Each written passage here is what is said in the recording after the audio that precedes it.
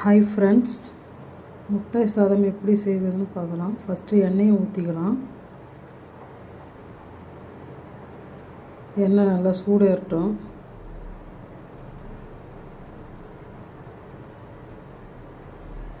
கொஞ்சம் 5 வெங்காயம், ஒரு 10 பச்சை மிளகா அரிஞ்சு வச்சிட்டேன்.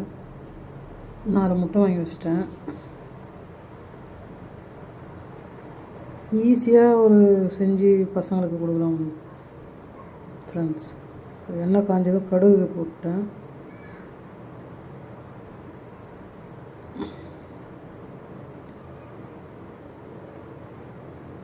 பசங்க விரும்பி சாப்பிடுவாங்க.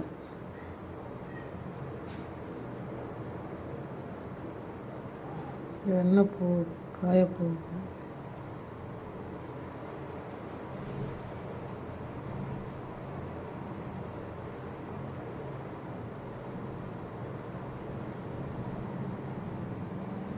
எண்ணெய் கடுகு பொரியத்துக்கே இவ்வளோ நேரம் ஆகுது.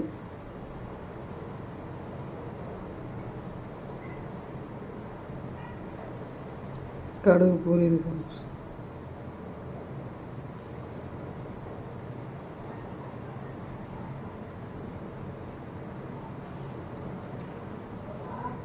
கடுகு போடுங்க. பச்சை மிளகா போட்டேன்.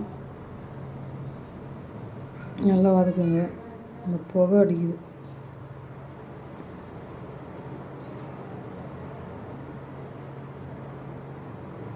நல்லா வதங்கணும்.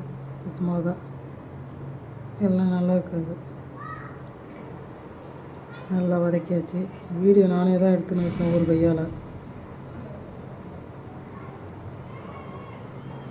பச்சை மிளகா நல்லா வதக்கணும். நீங்கள் இஞ்சி பூண்டு பேஸ்ட்டு சேர்த்துக்கிட்டு இருந்தால் சேர்த்துக்குங்க.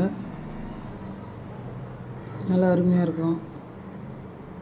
நான் பூண்டு மட்டும் தான், சால்ட்டு கொஞ்சம் சேர்த்துக்குங்க. கொஞ்சம் வதங்கும், சீக்கிரமாக வதங்கிடும்.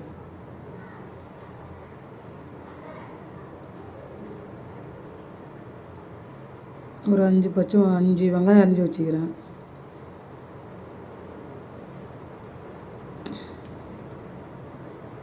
ஒரு டம்ளர் அரிசிக்கு இவ்வளோ தூரம் அரிஞ்சு வச்சுருக்கேன். நல்லா வதங்குங்க. நல்லா வதக்கி விடுங்க.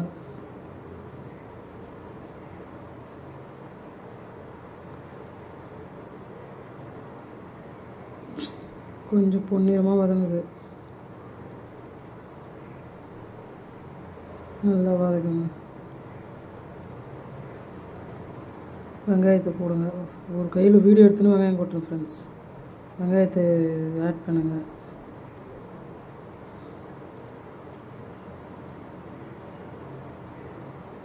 வீடியோவும் பிடிக்க முடியல, வெங்காயத்தையும் வதக்க முடியல என்னால். நீங்கள் நல்லா வதக்குங்க. நல்லா கொஞ்சம் சால்ட்டு சேர்த்துக்குங்க.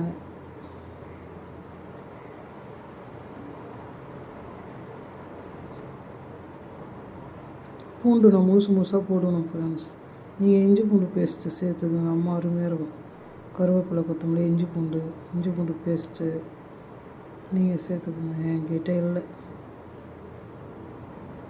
அதனால் நான் பூண்டு மட்டும் சேர்த்துக்கிட்டேன். நீட்டாக கட் பண்ணால் தான் அப்படியே ஃபுல்லாகவே போட்டேன். நல்லா துவலாக வதக்குங்க ஃப்ரெண்ட்ஸ்.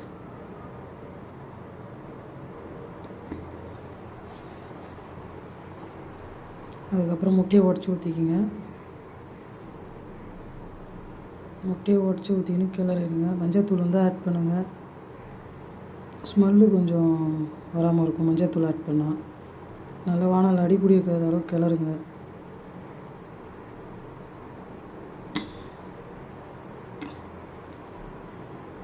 கொஞ்சம் எண்ணெய் இப்படி கிளறினே இருங்க.